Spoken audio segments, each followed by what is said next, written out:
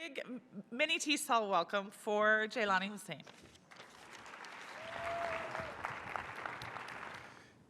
What a welcome. Good morning to all of you. I want to start us off by greeting you all with a greeting of peace. Assalamu alaikum wa rahmatullahi wa barakatuh. May peace and blessings be with you today. It is an honor to be back to speaking a group of people that I enjoy being with and speaking in front of you today. So I hope you have your cup of coffee and you realize you still live in Minnesota this morning with that weather. Trust me, next week I heard it's going to be warm, so we don't know what that means until next week. But it's a really an honor for me to be here. I've been keynoted here, I think, before in 2017, and it's definitely a privilege for me to be here and speaking to you. And I hope in the next hour that you recognize that I'm speaking to the choir a little bit, and I'm going to be challenging you today to do a little more because you have, especially all of our educators and folks in the sector, are very familiar with our diverse students, especially our immigrant students. And we also have a major challenge that we're dealing with, which I'll talk about.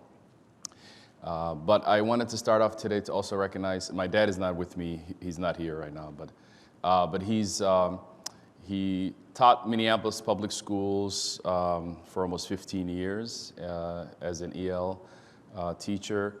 Mr. Muhammad Fareed, some of you may even have his book in teaching Somali children.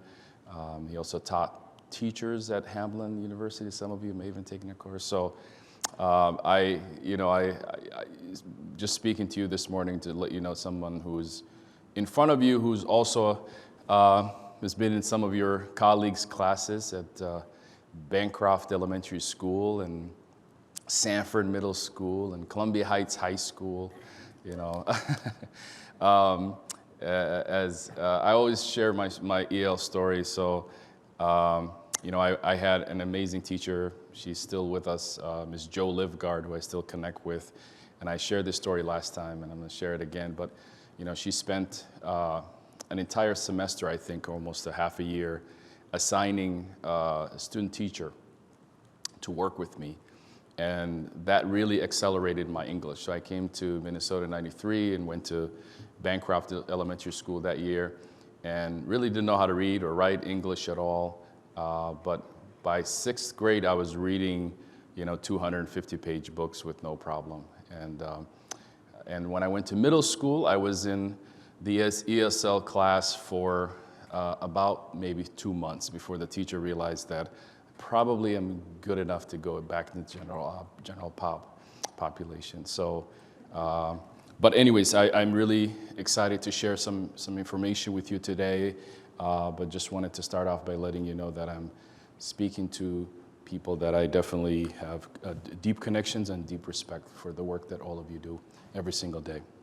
So just starting off CARE, as many of you probably know our organization or have heard of us, it has been a pretty challenging years in the past years, so you might have seen us in other things that we do. But we're a civil rights organization. It's interesting, our work has always centered around education. We know that a great deal of the work that we do has to revolve around education, and so we emphasize that. So you can look at our mission statement. The core aspects in there are about educating people and building really mutual understanding of each other. So we are an organization that also has a core competence in our work in diversity inclusion. So we go to school districts across the state and talk to teachers and educate them about the Somali culture, about Islam and Muslims, and really help educators be in a better position to serve those students. Among other things that we do at CARE, we're a civil rights organization, so we have attorneys that handle cases involving discrimination, among other things. And also, we also try to educate the local media. Something you'll be hearing about hopefully later this year or early next year. We did a study on the Star Tribune. We looked at their coverage of Islam and Muslims for about 18 years, so from 2000 to 2018. And the results were not good. So 30,000 articles, 81% was negative. And 19% was undefined, meaning we could still find more negative, but we stopped there. And so we're having conversations with them about how do we change the media to be able to project a better picture and a balanced coverage of communities. And I know that's specific to the Muslim community, but I know if you look at other similar situated communities about the same issue or pretty much similar coverage, and that's something we're doing. We're also, this year, we'll talk a little bit more about our focus at CARE Minnesota. Our now #1 priority as a civil rights issue for us is to address the achievement gap, which is kind of a central conversation for us today to talk about. And we still address hate crimes and Islamophobia and all the other things that many of your students and families go through, whether here in the Twin Cities or in greater Minnesota. So we are an ally in that space, and we try to provide the support for our communities to be able to challenge hate. We have chapters all over the country.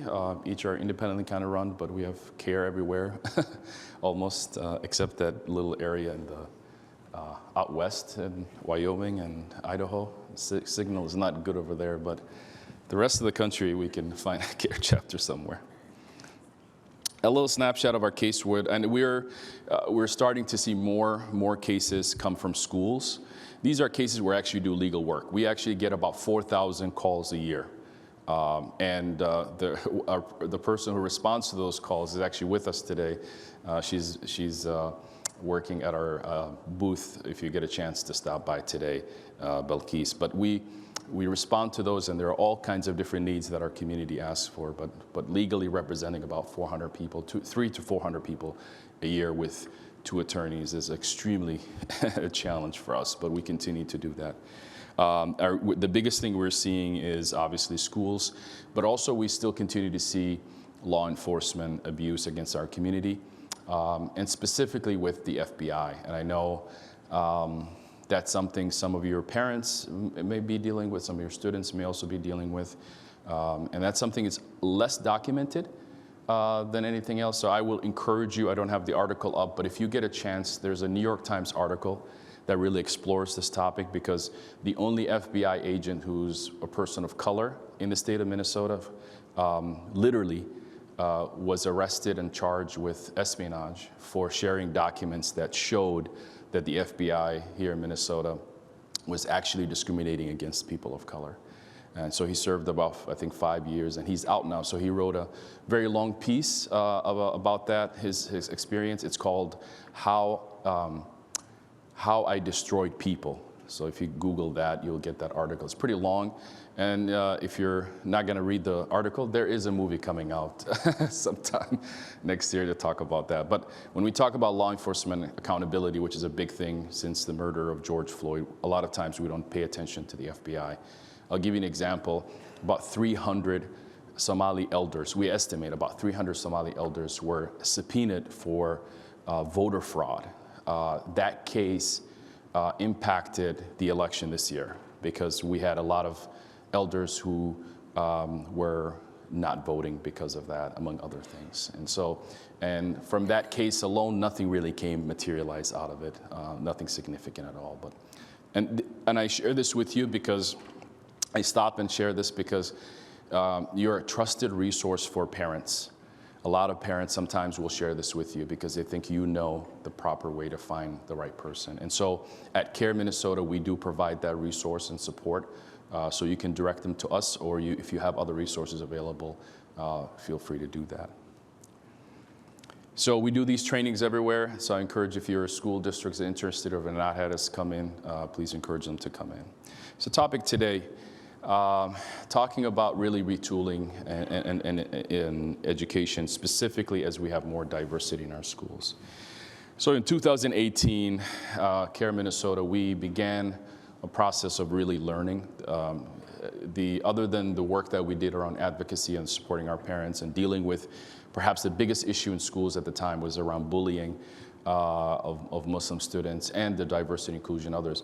We really started to notice the gapping, huge issue that we saw, and that was the the opportunity gap or the achievement gap. We started to see how that was impacting the cases that were involved and just the sheer number and the impact that it had on our community. The Somali community, which is the community I'll reference today, the Muslim community is extremely diverse, and now we have, as many of you know, a new incoming community from Afghanistan, our Afghan community, who are also just getting their feet wet here, being in America and here in Minnesota. So a lot of this are cross-sectional to all those communities, and as well as some other communities that are not Muslim but have very similar situations. So in our learning, we knew, we didn't want to assume things. We didn't want to act like we were the new subject matter experts in this area. So we began in a process of really listening. We listened to educators, we listened to teachers, we listened to, folks in our community who are educators, but we also listened to our teachers. We also listened to our parents and also the students. And what we really wanted to find out was what was happening. And as we discussed here today, we found a really contrast difference between what was taking place in our community learning spaces and what was taking place in the public schools. So first of all, I'm not going to bore you to death. I think in Minnesota, we know where the numbers are as it relates to the disparities and the gap. Minnesota's education system is remarkably well. However, it's not working for our students of color. And most of you in this room have the toughest of this job. And I want to report to you that our English learners sadly are sometimes doing much better than the children who are born here right now. That's a testament of the hard work that all of you are doing, but it's also the reality that the system has to be addressed. And so my challenge, and I'm going to echo this a couple of times today, but I want to drive that message with you. You are perhaps one of the few people in your school that can actually help address some of this because of the work you do and the experience you have in working with our parents and the students who have some of the biggest challenges in showing up in our schools. So a lot of other teachers who have students who are originally from their parents or from Somalia were born do not have the experience that many of you have and the amount of work that you had to do to get students to be able to be successful in their achievement outcome. Now, we also notice, children who come from refugee camps, some of them are a little bit more resilient and they're fighting to learn, among other things. But really, you're an asset to your school. And my hope today to talk to you is how do we tap that asset to support addressing the bigger issue and that's at the table today. When we look at the data of particularly Black students, if you look at the subgroups, and I won't go through schools, I don't want to shame schools in here, but I know, trust me, I've looked at many school districts, many schools, specific schools, and I know the Somali children are struggling everywhere in the state. We're talking about charter schools, we're talking about public schools, we're talking about urban schools, we're talking about greater Minnesota schools. And then at the same time, there are schools that children are doing really well. And so we have the contrast, but the overwhelming majority are struggling. It's interesting. Here's an example here.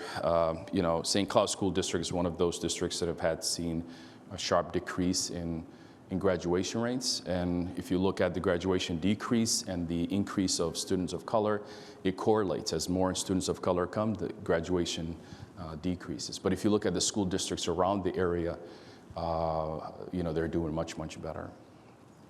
So I want to share with you some data of one of the factors. And obviously, when we talk about the achievement gap or the opportunity gap, there are factors that are important to consider. Some of these you already know, and I'm not going to sit here and kind of beat you with that. But I wanted to share that with you so at least you have an understanding for those. And we don't have the latest 2020 data of this breakdown, but this is still relevant enough to give us an indication of where our children of color, particularly immigrant students, are doing. So first of all, most people always ask this question, when did the Somalis show up here? And the reality is that the bulk of the Somali immigrant families here came right around the recession, the first recession in 2008. So you see that big spike there between 2005 all the way down to 2009 there. And we estimate about 70% of the Somalis in Minnesota actually came from another state. And I'll attest to that because we were here in '93, and then we took the phone call and called everybody to come up. No, nobody was gonna come. Nobody was coming to Minnesota. Everyone was like, it's cold. No, but the number one reason most people came actually is because of the jobs. And as the economic downturn grew in other parts of the country, we still had jobs here in Minnesota, and many people relocated. And once they relocated, now the major draw is just the overwhelming sheer support that exists. So people who live in other states are now choosing to come to Minnesota because of this overwhelming supportive community that is helping each other. That's actually the main reason now. So when we talk about numbers, the Somali community is also rapidly, first of all, very young, and also predominant majority of the Somali children now are born here. We're not seeing the refugee immigrants as much as we used to see before. And that's why it's a little bit alarming about the fact that the rates are. And so if you look at Somalis and Ethiopians in this category, you could see that almost 40%. We think now it's about 50%. 50% of the children here are born here, and 50% are born outside the U.S. And the Somali and Ethiopian population are very similar in Minnesota. The predominant majority Ethiopian population in Minnesota are Oromos, ethnically Oromos, and they are very similar to the Somali community, and they're the largest of the population here. When we look at income, again, you could see the Somali community is the poorest. Now, that doesn't mean that they're not working. They're working, but their poverty is a big thing. Looking closer to that number as well, so, overwhelming majority of our Somali children are poor. Now, this does not take into consideration 30% of the income usually is sent back home. So when we talk about poverty numbers, it does not take into consideration the amount of money that actually leaves the family to another family back home in Somalia. We talk about children living in poverty, 57% is the highest here in the state. And of course, larger family sizes, also housing is a major issue as well. This number, I think, is actually incorrect. I think it's less than 4% of Somali families are homeowners in the state. That is a challenge. One of the challenges that it creates, two challenges. One, families are oftentimes moving because as they grow, they have to find homes. And if they and we also know many families are also living in apartment complexes where they've actually, they've increased the number of family size, and they shouldn't be there anymore, but they're there because there's no real other options available. There's still a great deal of housing discrimination, especially for families who are using Section 8 vouchers, among other things, across the state, and it's extremely more difficult in rural Minnesota than it is in urban communities.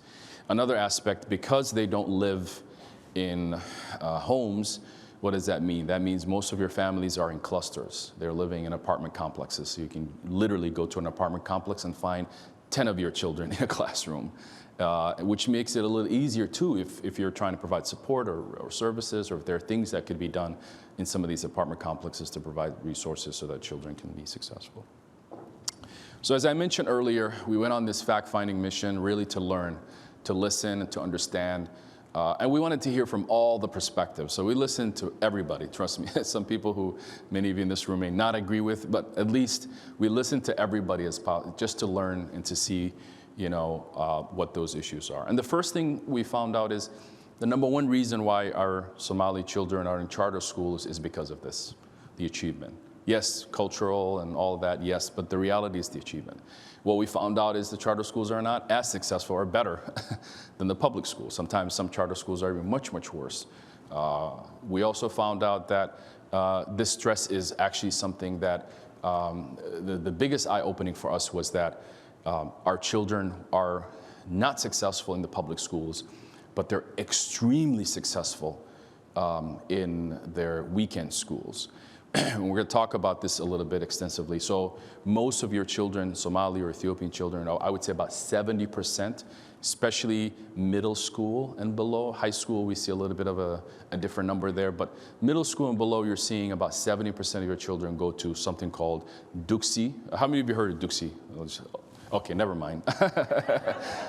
Almost everybody, so I'll just keep saying Duksi for the rest of the day. And then when you leave here, you'll be saying Duksi to your children. No, but you know, so these Duksis are critical assets of our community. And it's not 4 hours on the weekend. That's the least. We're seeing kids go about twice a week, sometimes 8 hours, and sometimes 12 hours. But mostly between the 4 to 6 hours on the weekend. That's a huge, huge learning opportunity.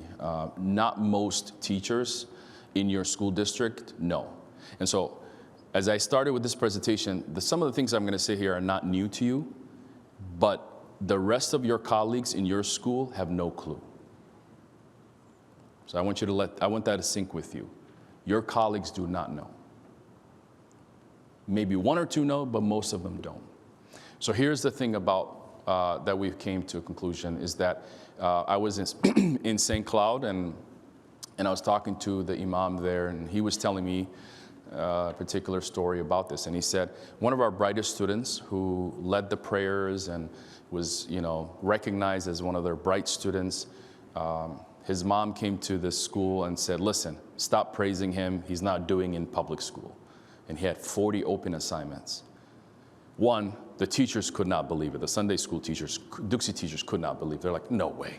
That kid cannot? They're like, yep. So they went to the public school and they found out, yep, he had 40 open assignments. And they asked him why, what's going on?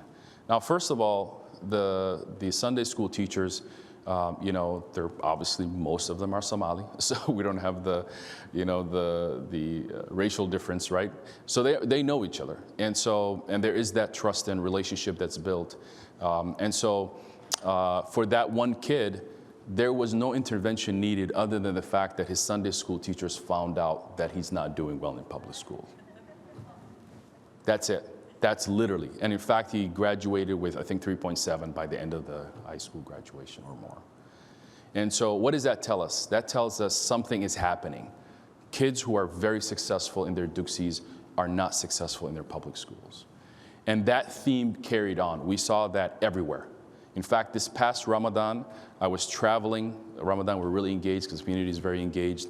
And by the way, Ramadan, whenever you hear Ramadan, it's a good time as a teacher to think about inserting information because community is very engaged. And if you go to the mosque every single night, community is coming together, praying together, talking together, and we get really chatty in Ramadan, especially right after we eat. We want to talk about stuff. So if you're a teacher and you feel like your parents are missing, nobody's listening, it's a great time to engage our community. But in Ramadan, I traveled and I kept telling parents about education, the work that we're doing around education, the challenges are happening in schools, and I kept hearing the same story everywhere. Students are doing really well in these Sunday schools. We have no idea why they're failing in the public schools. And that Sunday school teacher went and talked to the teacher and said, hey, our students are doing well. You know, and the public school teacher had no clue, no idea. And obviously, as you can imagine, a lot of our teachers are not pushing our students. They're not challenging them as they should, partially because of all of the biases, among other things that are already distractions in the classroom. But that's creating a huge barrier. It's creating an opportunity. So right now, one of the conclusions that we came from learning, we believe that 30% of the immigrant kids who are either Ethiopian or Somali who go to the Sunday schools, we believe that 30% of the ones who are failing can easily be interrupted or reversed if we involve their Sunday school teachers, their parents, and their public school teachers together. If we held that accountability and the adults start to play a role in making sure that happens, we can reverse that without doing any other support, without doing any other changes to their habits. Now, all those other factors still exist. Poverty still exists. You know, all the other factors that we talk about when we talk about the opportunity gap, they all exist. but we have kids who are actually doing well in Sunday school. And I want to talked about the advocacy a little bit, but I want to talk about the main thing, the code switching. We call it code switching, you call it whatever you want to call it, but kids are acting differently when they're public schools, and they're acting completely different when they're in the advocacy. And I want you to know that advocacy, what actually happens in these advocacies. So first of all, there is Quran memorization. I know that's what you hear. That's just one aspect of what happens in Sunday school, right? They learn Arabic, they learn how to read it, they learn how to recite it, they learn how to understand it, they learn to memorize it. And yes, memorizing is very difficult. Partially, it's just the amount of dedicated time they have to put. I know memorization is not all that, but the idea here is the ability for a child to sit and put the work in to be able to produce. If you can get your student to focus, right? Right? They can do a lot of things. They can focus and memorize. They can also focus and do their schoolwork. We're noticing in these conversations we have with the community, and even with teachers, that students are bringing their Sunday school homework into the classroom because they're not feeling engaged in the public schools. They literally bring the Quran. They're like, teacher's not looking. I'm just going to start memorizing because that's what I got to do. I got homework to do, right? But this idea of code switching is a big thing. And that's what we want to really disrupt. We want to disrupt the code switching. If a kid can behave well, and the behavior is another indicator that we're noticing, that complete difference. Angels in Sunday schools, God knows what they are in public schools. And I just had an imam who I had breakfast with literally a couple months ago, and I was, again, talking about this topic and telling him about what we need to do. And he told me, well, last week I just surprised one of my students. His mom told me he wasn't doing well at school, and the moment I showed up in his high school, he did not know what to do. He was like, why are you here?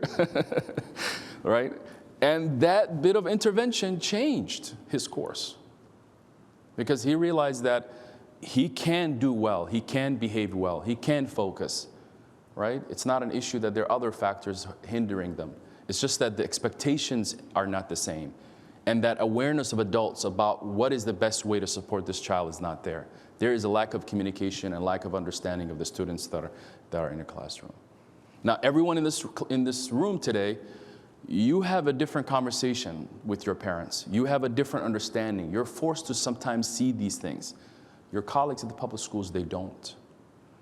Sometimes they don't think about it also, because their students are not dealing with an English issue here. Most of them, they're okay with English. They can understand English. They can speak it well, or et cetera, et cetera.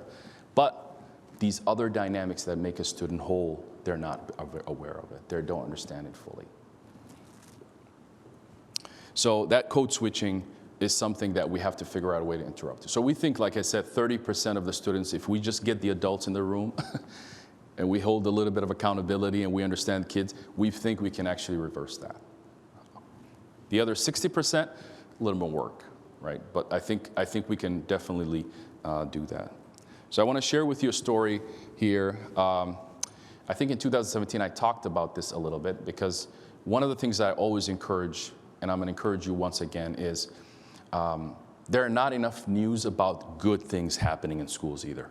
Sometimes you have to understand that we have, I don't know how many school districts in the state of Minnesota?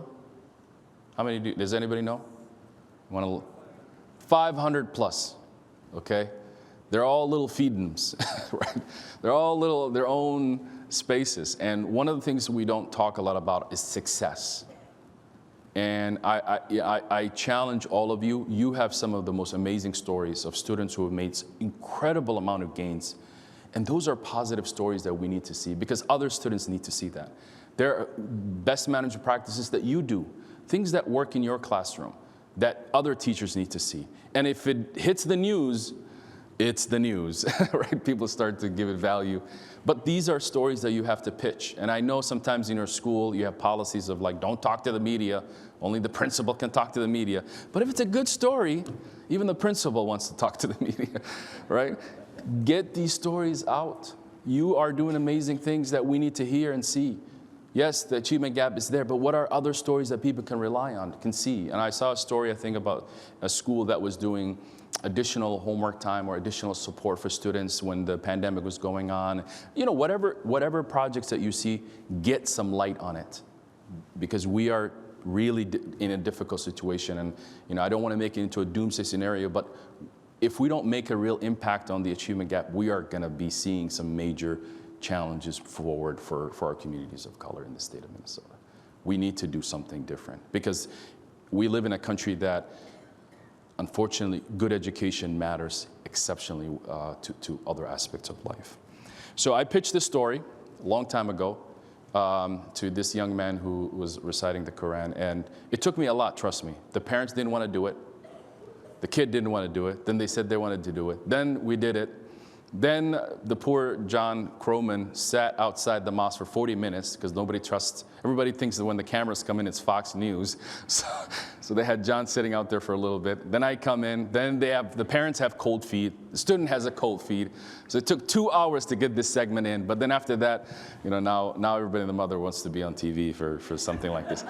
But I want to share with you this story was so impactful, not just to the average Minnesotan to learn about us, but to other students who are going to Duxie who are reciting and recognizing. Because now they can share a story about how hard it is, how difficult it is. And I just wish that this story, or stories like this, are constantly shared in the classroom. And just think about, as we watch the story, think about the other little stories that you have in your classroom that could be aired some way that can inspire another teacher, another school to think differently, to act differently in a meaningful way.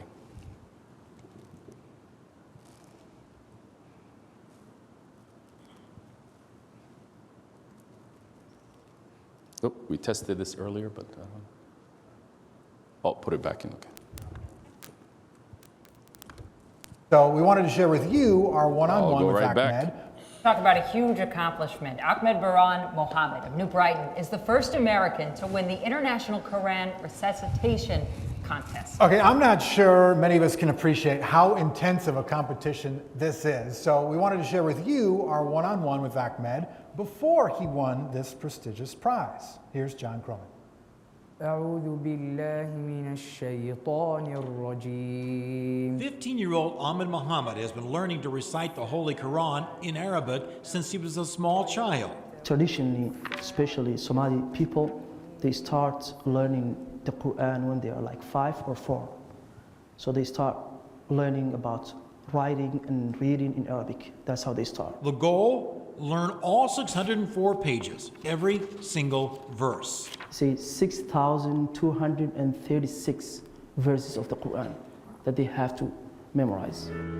Ahmed was one of 75 Minnesota students who traveled to Chicago to put their Quran quizzing skills to the test. The annual Muslim American Society Islamic Circle of North America convention drew thousands, and the Quran competition was intense. They recite a verse and you have to continue on the rest of the page. That's right, the judge reads one verse picked at random, and the students must recite the rest of the verses on that page from memory in Arabic. Oh, there's also points for style. The pronunciation should be perfect, the letters, the characteristics of letters, the way you're saying it. So there are a lot of different ways, the things they are looking at it. When the smoke cleared, all 18 of the top finishers were Somali Americans. 13 of them were from Minnesota, including Ahmed Muhammad, who captured the top prize in the toughest division. I felt really happy. Like my hard work paid off finally.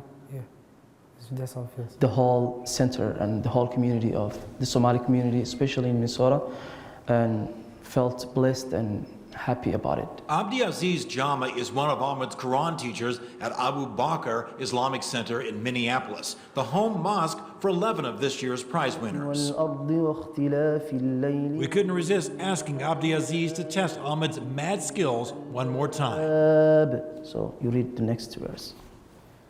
الذين يذكرون الله قياما وقعودا. The quiz whiz kid nailed it, or so we're told. يتفكرون. In Minneapolis, I'm John Croman. في خلق السماوات والأرض. That's super beautiful. Unbelievable. We got to apologize. We got so caught up that we said his name wrong. So Ahmed, I'm sorry. Number 1 in the world, Ahmed is just a junior in high school. His hard work paid off big time. He beat out 103 other people from all over the world at the international competition in Dubai on Tuesday. There's the video right there. He flawlessly recited passages from the Muslim Holy Book for more than 11 minutes straight. As you can imagine, he was given a champion's welcome when he got home last night at Minneapolis International Airport. So well deserved. I didn't even expect to get top 3. I was like, the whole world, like imagine getting first place. The whole world, come on man, you're gonna feel a lot of excitement. Ahmed also won $68,000. He tells us, of course, he's gonna use that money to go to college. Our heartfelt congratulations. I remember when John did that story months ago, and it all kind of came back when he was reciting again. It's so cool. It's hard to even comprehend that. I mean, Right. imagine, in my instance, finishing any verse in the Bible. Somebody says, there's the verse, now finish it. And you have to. I mean, that's what he did. Right, and you do so in a Unbelievable. way, and that's just reciting, phrases, words, Yep. sentences, and that you have to hit the letters correctly, the song correctly, the pitch correctly. That's incredible. Congrats Congratulations. to you. Here's some of your thoughts on what Ahmed was able to do in his historic win.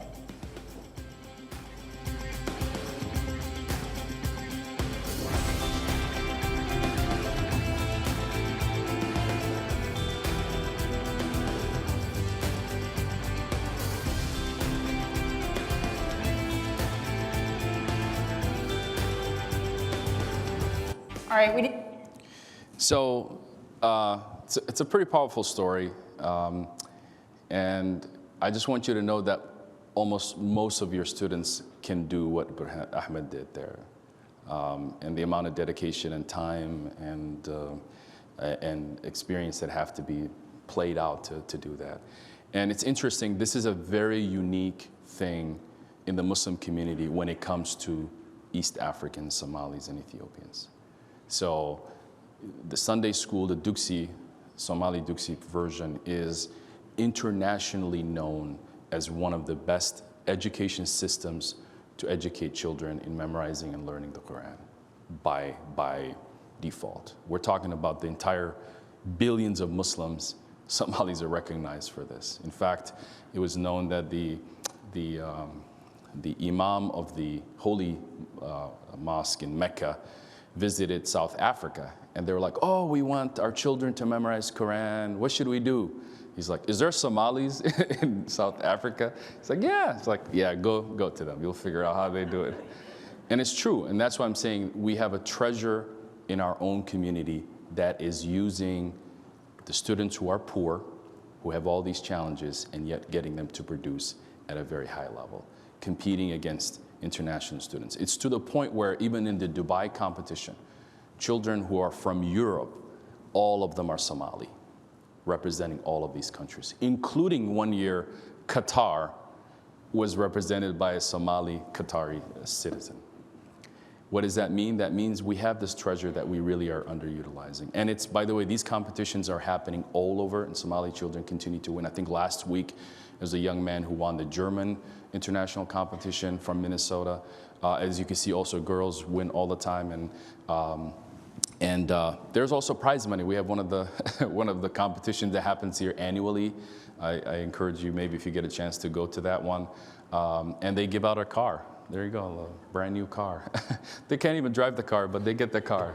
You get the fun, right? So this is something, again, near and dear to families, and it's something that, like I said, many of you in this room understand or heard, but how many of the teachers across your school districts are aware? How many of the folks in your school are aware of that, aware of the accomplishments of your students are in other spaces? This is a graph from a long time ago, and that teacher who was reciting, or the teacher of Ahmed, who was challenged, or was reciting and teaching us about the Quran memorization, he mentioned something very unique.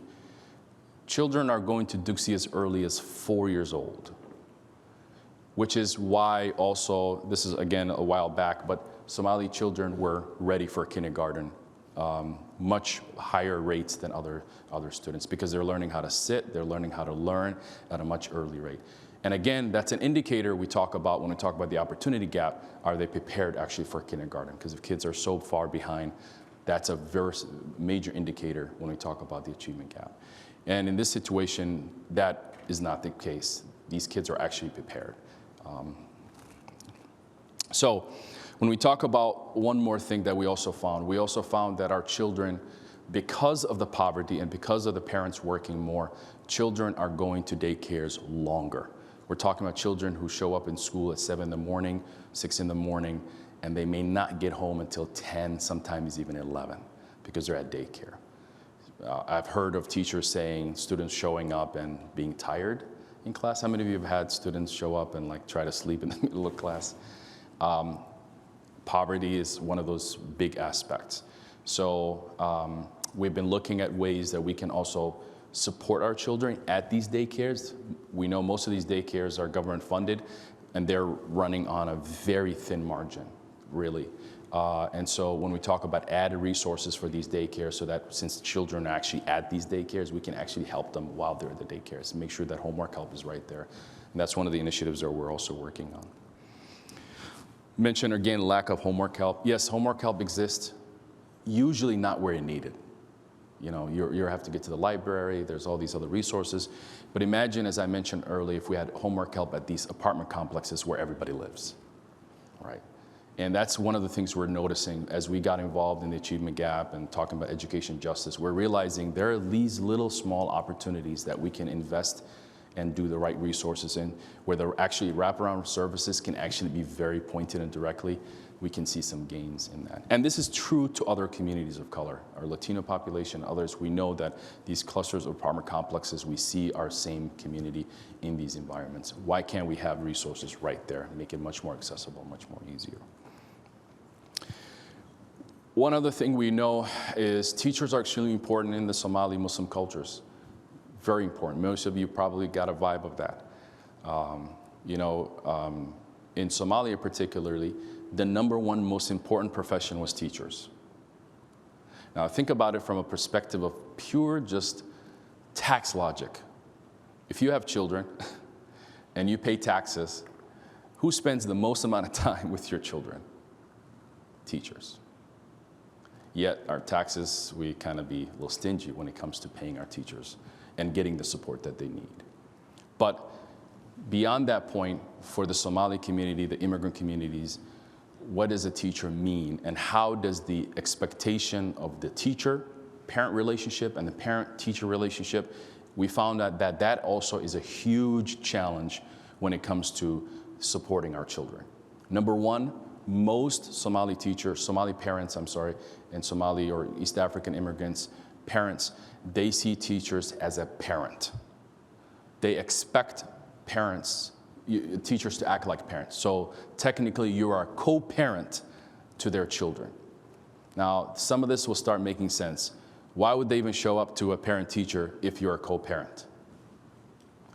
Right? A lot of the times, they're only showing up when there's some sort of discipline or some major incident that happens, and they usually trust the teacher. They're not going to challenge the teacher. They're not there to challenge the teacher. Now, that's not, the cases, you could see some cases where that's not the case, but in general, that is the case. I remember my dad, who was also a teacher at the time, he just showed up for the parent-teacher time. And then I remember my middle school teacher was joking with my dad, and he's like, oh, he's failing. You should have seen my dad. He like jumped up and he wanted to, he's like, what? Like, what happened here? And he's like, no, he's doing really well. I just was joking. It's like, don't joke about this kind of thing. It's gonna be ugly right home, man. But the point I'm trying to say is that role and the expectations, when the parents have a certain expectation for you and you have a certain expectation generally about parents, it creates a huge problem, right? Now, the Sunday school teachers I mentioned earlier, they understand that. And I remember talking to a Sunday school teacher in St. Cloud, and we're just talking about some of the challenges, and he said, we have also special education students in our weekend programs. And parents just expect the children to memorize and do other things just like the other students. So these teachers, guess what they did? They literally found out they can't achieve what the parents want. So they sat the parents down and said, listen, if you can get the kid to memorize just that one page or one quarter or whatever, then it's my fault. But if you can't, then we have to have a different conversation. They figure out ways to make sure parents really understand what was the issue here. Right? But they understood that communication needed to happen. Like, I need you to spend extra time with your child. And you think it's just an issue with the child. No, really, this child needs that support. And then when a parent clicks, because they're just assuming they're at school, teachers are there, good luck. Even right now in charter schools, we know some of the challenges with the charter schools. Because the leadership of the charter schools usually is reflective of our community, a lot of the teachers are, I won't say more, but you get the point. Like, teachers are in charter schools don't know if they have a contract next year, right? So you get some of the best, sometimes you don't get the best teachers. But at the end of the day, they're expecting that leadership there to fix that problem, which usually in this case is not being done. So what does that create? The co-parenting system. And so how do you deal with that? It's really about communicating. In Somalia, obviously teachers would be checking your nails. They'll be checking to make sure you don't have stains on your shirt. And they would be upset about the stain as much as they're upset about the homework that you didn't turn in, right? They would do those kind of things. I remember the actual teacher who slapped me is still here. I think I was like first grader or second grader, and I wanted to show my teacher I really care about brushing my teeth. So I grabbed the toothbrush in the middle of the class, and I was going at it, and he's just, And I still remember the slap, but I also remember why he, obviously gave me the cheek. In Somalia, okay, it happened. We're not charging him here. But you get the point. The point is that he was a parent. And that expectation. Now, I don't expect you to all of a sudden become parents of Somali children, but we have to figure out how to solve that. And we think communication is more essential. What does that mean? You have to constantly communicate to the parents, including behavior. Do not wait until the behavior arrives to the point where the student is really disruptive in the class. Share that a lot with the parents. And that is a tall task, but you need to do that. Most of you, as I said earlier in my presentation, as I keep repeating, most of you already have a conversation like that with your parents. In your English learner classrooms, you have a lot of that conversation. You're providing update. But that type of communication that you do, the type of need there, your colleagues don't know in the general population students. So that's a big thing. So all these mothers are not coming to the Parent-Teacher Association. No, I'm just kidding. No, but the point here is that they're expecting. Now, why does a mother show up and not the dad? It's not because the Somali men are absent parents. It's not that. It's because the mother does a lot of the school support, right? They're really the ones that are doing that. So cultural-wise, the women would play a big role in making sure the children's school success is there. Now, when there's a behavior, guess who shows up? Somali parents, the dad shows up just to fix the behavioral issue. But really, the achievement gap, you really need to be talking to the moms as much as possible, updating them as much as possible. And that, I think, overcomes that. Now, so one thing we also found is people are addressing the issue of the achievement gap as much as possible. So in St. Cloud, they started a pilot program where they literally had elementary school, middle school children, and it was started by the Sunday school teachers, the Duxi teachers, just to help their kids. And they were able to get about 300 students. They had a wait list because they can't really help that many kids. And they were able to get these students from a C average to an A average. One of the teachers was sharing with me that, one of the parents came and one of the students didn't get the marks that they needed, but everybody was getting an award at the end. They're like, can you just give the award this one time? And they're like, no, he didn't meet it, I'm sorry. But the point is that pressure was there to achieve, and the students were working together to be able to achieve. And one thing they learned in these experiments is that they found out that their students, when they talked to the teachers, they found out the teachers also didn't know what was going on. And so that began the relationship of the two teachers having those conversations.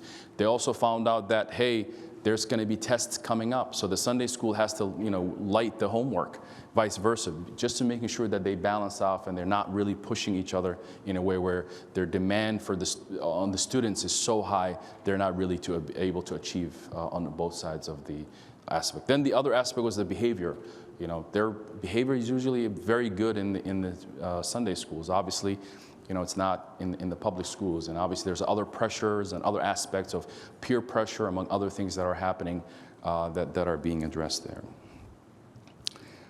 So there are a couple of studies that have happened. The biggest recommendations obviously is, we need more teachers of color. I know that's a huge need. We need more staff and other types of professionals in our schools that reflect these communities. They're a net asset to the school. You can't just have liaisons who are Somali. If your school district only has a Somali liaison, not good, Trust me, the liaisons are doing a fraction of a fraction.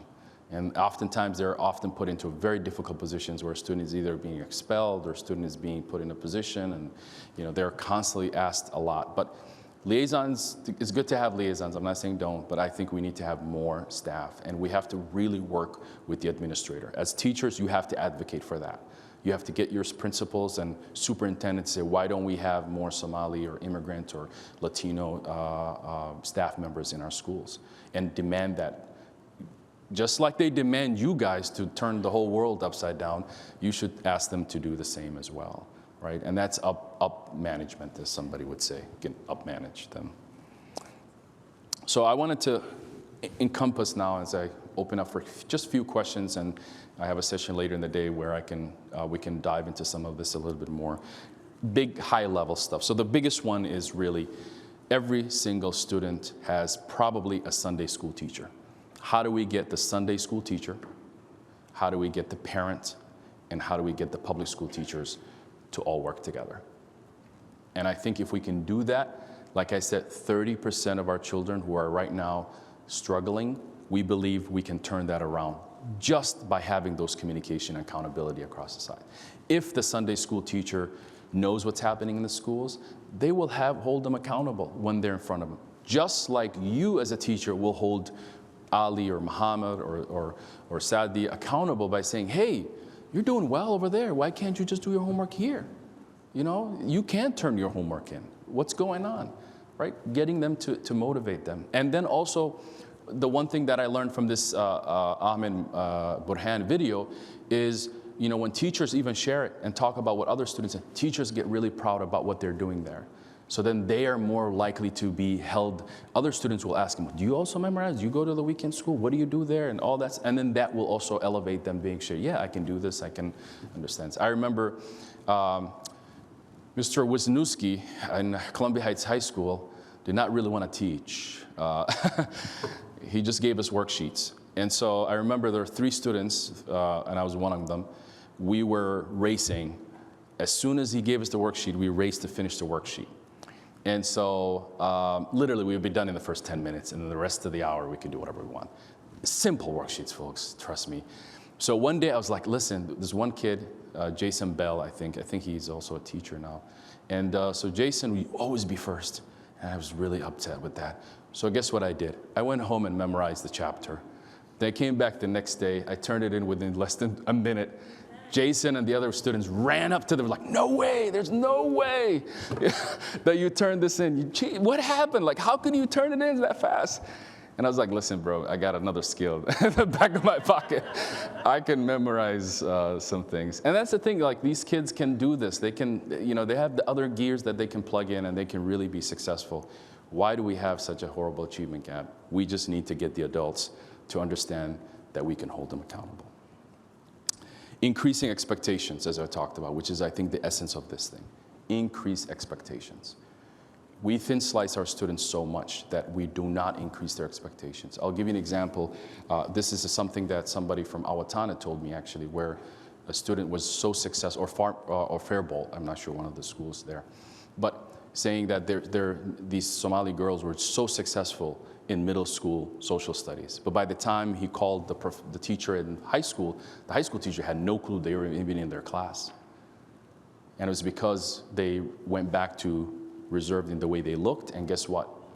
All of those students started to just meddle in, right? How do we really challenge these students? Continue to challenge them, knowing that they have the capacity to do that.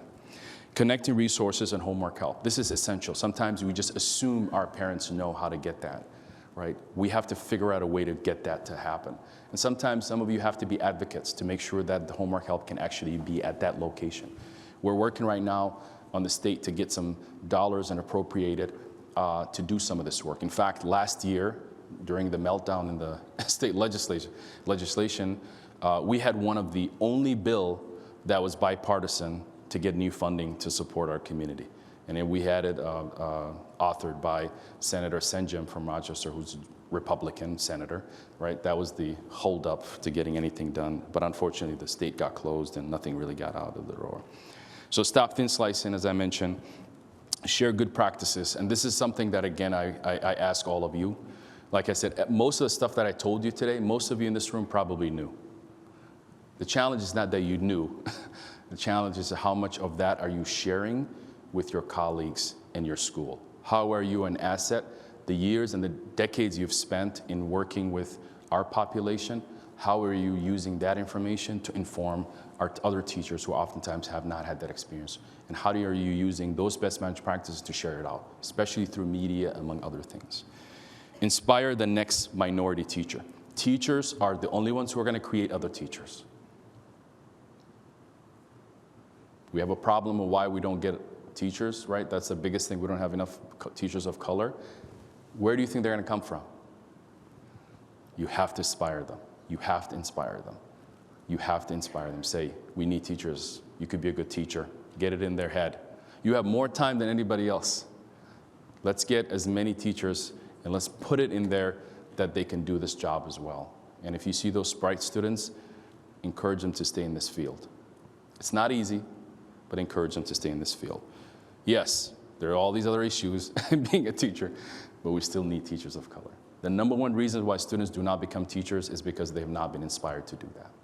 We need you to inspire them to do that. This is a huge issue. I know we talk about it, and I feel like educators sometimes feel like they're getting beat with it. First of all, I want to let you know you're not alone. The way we approached addressing this issue is how does the community partner with educators? We're not here throwing blame at teachers or school districts. We understand that this is a community issue. And I believe our communities have not stepped up in a meaningful way to actually be there as a partner with educators. And that's why CARE right now, our number one priority is education justice. And we see our value proposition in this space is we want to get the community to play a role in making sure that the educators and the system works for all of us. We're about to meet could yield dividends for years to come. Boyd Hupert has his story. Hi, good morning, Gideon Pond. At Burnsville's Gideon Pond Elementary, the message Make a positive choice is delivered by the principal. And I was amazed at the brilliance that walked through this door. Almost as important here Good morning, guys. as the guy who makes it stick. During the school day, he is the glue. Good morning. Take a good look at Udefi Barsu. You want to take over? Well, you can. He's going places. Greet your neighbor. Going dancing. Going for that smile. Go. I'm such a good instructor. I'm stopping it right there when it's just getting good. Now I'm going to commercial. No. So I'm going to just allow one person or just to ask a quick question, and then I want us to conclude so you can get back to your next session. Yes, I saw a hand there. You can just stand up, or Michael will bring you a mic there.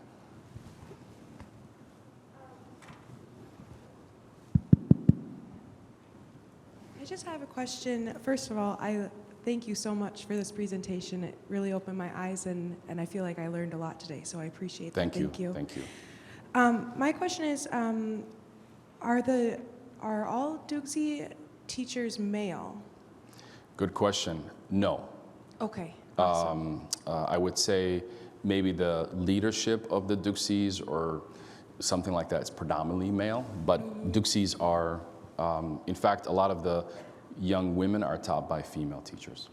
Okay. And some of them are former students. So usually you have an imam who's the director of the school, but a lot of the teachers are sometimes college students or around that age who are teaching students. Okay. I was just curious. I know that in my school, at least, we have issues with, or the feeling that female teachers are not as taken Valued. seriously, valued maybe. Right. And so I was just curious, like, for my Somali male students and my female students, how can I be the best support for them as a woman Yes. with the cultural differences there? Very good. So we do provide an actual training around diversity inclusion, which focuses on working effectively with students and families. And there's one particular slide that alludes to this point. Number one, first of all, there is a big gender misunderstandings about gender roles, and particularly, but I would tell you, most of those biases or misunderstandings are not true.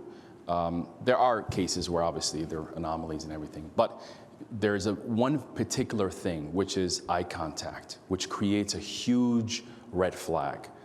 Most cultures outside the United States have a complete different understanding of eye contact, but eye contact, especially in the Somali community, is different, which means all of you teachers every single day are engaging your students through eye contact, and you have a very Western way of looking at that. So if the student is not looking back, you assume that they're not listening.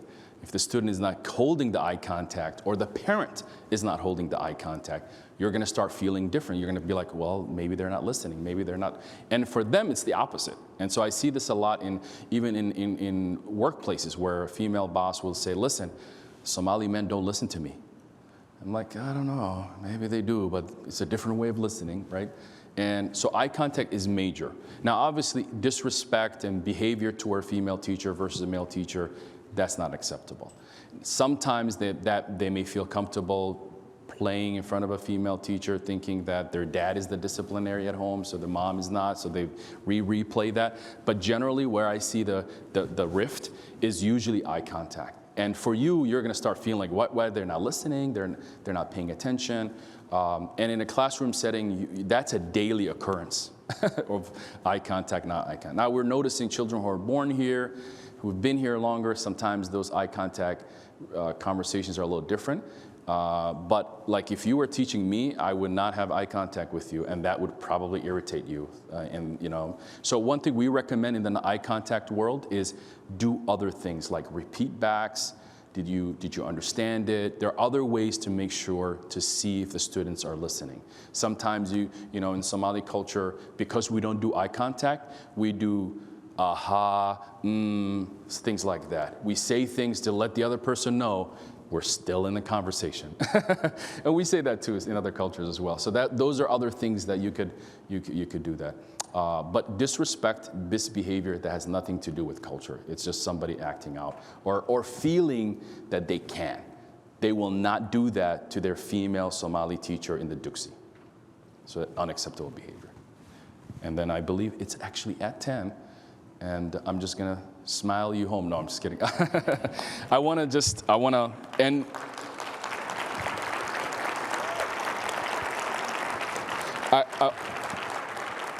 I wanna send you with this note.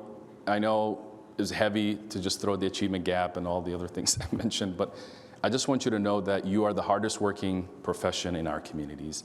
And you have been under attack the last few years with God knows CRT and everything else under the sun. I just want you to know our families and our communities fully rely on you. We appreciate everything you do. We understand the incredible sacrifices you make every single day. And we as advocates in other places always will have your back and support you. We just want to make sure that if there is an opportunity, like in this situation, to fix this, we can fix this. So I'm relying on all the English learner teachers to really step up in their school district. Be loud and be brave. And if you need a little bit of help from another direction, call our office. You'll be anonymous and we will make things happen in that school district. We have done that in the past for other things. But we really want you all to know you're loved, we're appreciated, and thank you for doing the amazing work. Teachers rock. Thank you.